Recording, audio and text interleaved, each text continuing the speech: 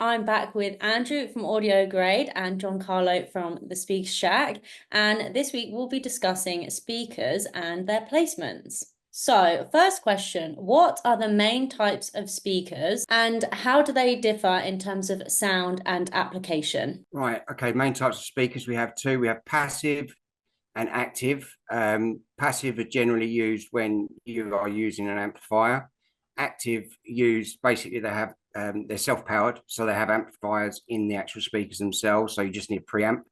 A lot of studios tend to use active speakers, whereas audiophiles tend to use passive. But I've had use of ATC speakers, active ones, and they've been very, very effective for hi-fi. So it generally tends to be a personal matter of choice.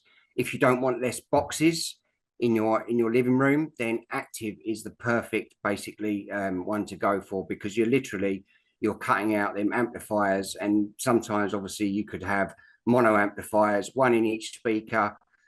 So you'd have two boxes outside of the speakers, and therefore it takes up more room. So it's a lot more. It's a lot more. How do they say? Wife acceptance factor, wife friendly. The wives are like, oh, good, yeah. There's no boxes in the living room. Just got a couple of speakers, which is easier to deal with. But yeah, they're the main types of speakers. You have got then two-way, three-way, four-way, and obviously that just goes on speaker size. So yeah, Yeah, and I agree with that. With an active speaker, what it allows a manufacturer to do is closely match the amplifier to that speaker, which you could say takes the fun and head scratching out of finding the right amp for your speaker. And the other bit that Giancarlo was discussing was size, which I kind of consider as there's three main types. There's a floor stander, which is a big speaker without a stand. There's then what I refer to as a stand mount, which is a speaker that is on a stand, but is generally larger than the smallest, which I refer to as a bookshelf, that, as the name suggests, they're often designed to sit on a shelf in a typically smaller room. Why is speaker placement so important? Speaker placement is really important because it makes one of the biggest differences to your system. And also, it costs nothing. The only thing you need to invest is time to get it right. But once your system's set up, you can make huge improvements just making sure the speakers are in the right place. yeah, definitely. Yeah, I've heard a few systems where they're not set up correct, and it can just basically that sound just break down, gives you a bad stereo image, sound quality, and makes it a horrible listening experience. Whereas once they're set up right, them speakers are good.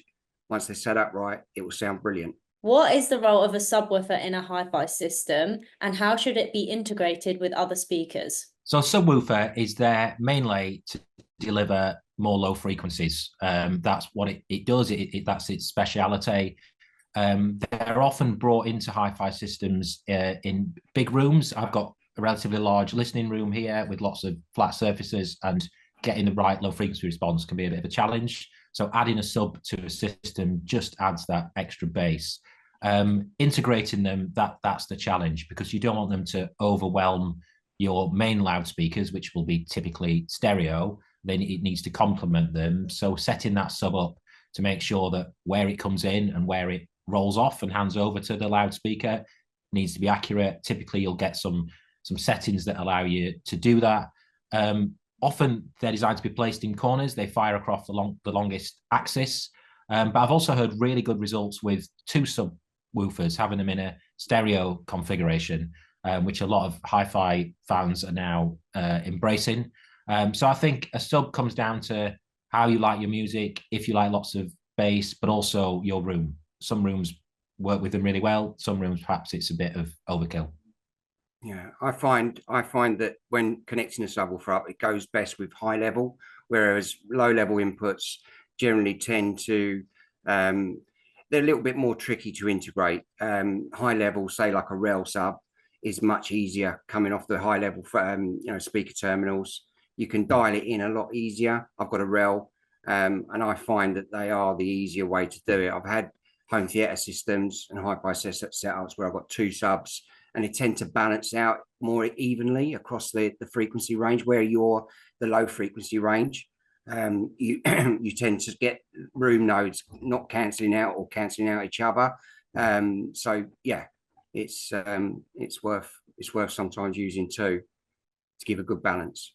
So how do bookshelf speakers compare to floor standing speakers in terms of performance and placement? Okay, bookshelf speakers are generally, obviously, as the name suggests, much smaller than floor standing speakers.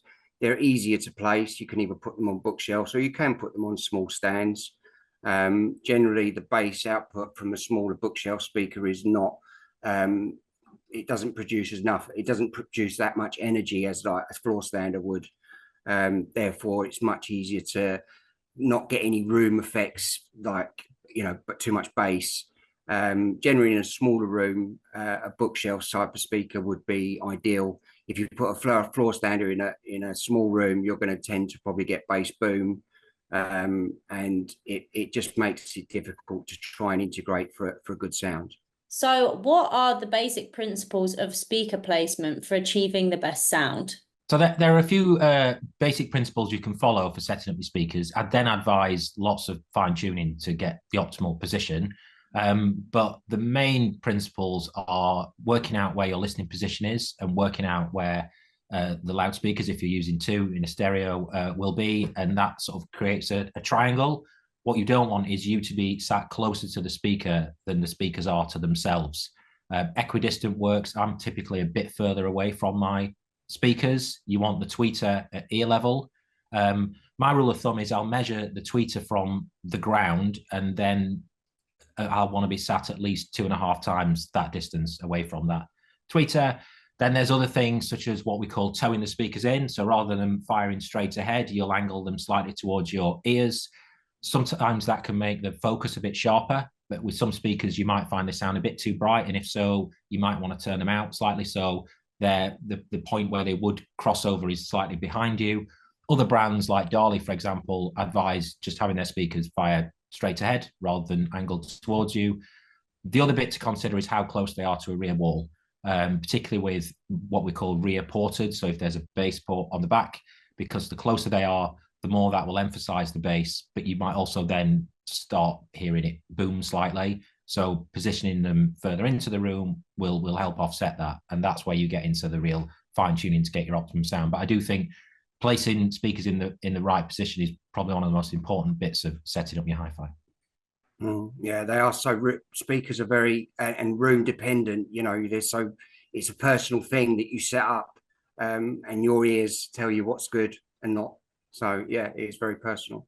How does room size and shape affect speaker placement and sound quality? Okay, I think that question sort of follows on from the previous question, but it's still very relevant.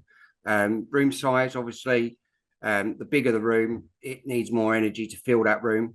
Therefore, it's a case of you want to be able to have a specifically sized or a good sized speaker in a large room, like floor stander. In a small room, as I said earlier, a bookshelf would be ideal, or a stand mount speaker. The shape, generally, if it's a square, you tend to get the room nodes bouncing or end up in the corners, so your bass can sort of be the waves can actually build up on the corners of the room. Therefore, you can get bass boom. If it's a rectangle shaped room, long room, then obviously your seating position will need to be closer, because you just want to be like an equal triangle to where your speaker, so your listening position will be further into the room rather than sitting right at the back. It's all about testing it out and trying different scenarios, and it's, as I said, it's a very personal thing. Setting up a speaker, it takes time. There's easier speakers to play with. I've just set up a pair of Per-Listen audios, and they're fantastic to set up because they're so easy. You can literally plonk them down, make a few minor adjustments, and you can get such a brilliant result from it. Whereas other speakers, you can be sitting there, and like I've had Wilson audio in my room, and I've been fiddling around with them for trying to get the best result for a long time. Do you know what I mean? It can take some time and effort to get it right. So yeah, some speakers are easier to integrate than others. And just to add to that, as well as the size and shape, it's what's in the room that can also contribute to the sound. Absolutely. So lots of flat surfaces, wooden floors, for example, and you can see here in my room, there's lots of flat white walls. They tend to zap the bass, well as having soft furnishings, carpet, rugs. They will help emphasize the bass or allow it to be delivered more honestly. But likewise, those flat surfaces will emphasize the treble, whereas putting too much soft furnishings in there will deaden that. So it's about finding the right balance. As you can see in here, I've got some acoustic foam, particularly in the corners, which helps, as Giancarlo was talking about, helps reinforce the bass and it not get lost in the corners. So once you've set your room up, experimenting with just the basics of cushions, rugs, and that kind of thing can really make a difference. What does speaker impedance mean, and how should it influence the choice of your amplifier?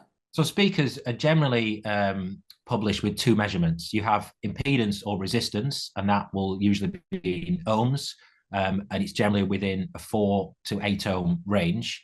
The lower that number, the more resistant it is. So the harder it is to drive, so generally the more power it will need. And then there's also sensitivity, which is typically in the 80s. It's measured in dB. A low 80 score means they're not that sensitive, whereas a high 80s, 87, 88, 89, that means it's easier to drive, so you'll get more from that speaker. So I'd look at both of those settings, but if it's low sensitivity or it's quite resistant, that will mean you'll probably need a more powerful amplifier or you'll be turning the volume up.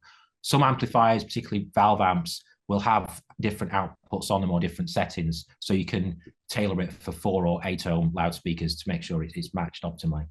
Yeah, it's dependent as well. An amplifier can have a hell of a lot of current. Its wattage can be quite high, but it might not have much current, and it might struggle trying to play them watts, if you know what I mean. Yeah, so it's amplifiers. Also look at them and see what you think in regards to their ampage, what they pump out, because some amps have very high current, some amps have very low current.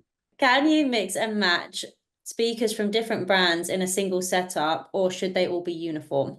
Yeah, ideally they should be uniform. Generally, speaker manufacturers, they tune their speakers to basically the tolerances for each speaker, and you want to keep them the same. When you start mixing and matching speakers, it will obviously break down that sound. The stereo image, you won't get it as good. It can be done, if you're really that much on a budget and you've got one speaker from one brand and another, but you won't get the best results, because the speaker manufacturers, obviously they do them in pairs, and generally in surround sound or an AV setup, you can use different rears. I have used that before, and it works quite all right, but generally, rule of thumb, you want to keep everything the same. And I think the exception to that is subwoofers. A lot of loudspeaker manufacturers also make subwoofers, but as we talked about earlier, there are companies that specialize just in subs, Rel being the obvious one. Bye-bye. Bye. Bye. See ya. Bye.